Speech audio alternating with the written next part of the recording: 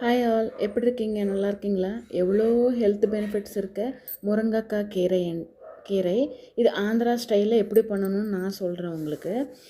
இது வந்து ரொம்ப க்ளீன் பண்ணிவிட்டு ஃபேனு கீழே வச்சு ஆற வச்சுக்கணும்.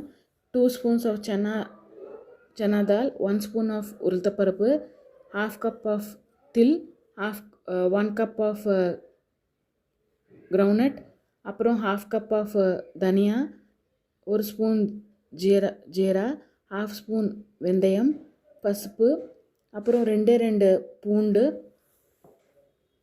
புளி. இதில் நான் புளி ஆட் பண்ணல, உங்களுக்கு தெரியணும்னு சொல்லிட்டு நான் காமிக்கிறேன். இது பதிலாக நான் வந்து ஆம்ச்சூர் பவுடர், சம்மரில் நான் மேங்கோஸ் எல்லாம் ட்ரை பண்ணி ரோஸ்ட் பண்ணி பவுடர் பண்ணி வச்சுப்பேன். இந்த மாதிரி காரப்பொடிக்கு நான் அதான் யூஸ் பண்ணுவேன்.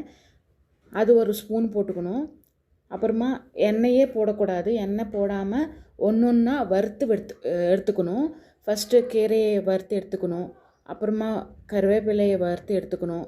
அப்புறமா இந்த கிரவுண்ட்நட்ஸு, தனியா அது கூட போட்டு நல்லா வறுத்துக்கணும். இந்த சூடில் இருக்கும் போது தான் நம்ம அந்த தில்லை யூஸ் போடணும். அந்த ஹீட்டுக்கு அது ஃப்ரை ஆகிடும்.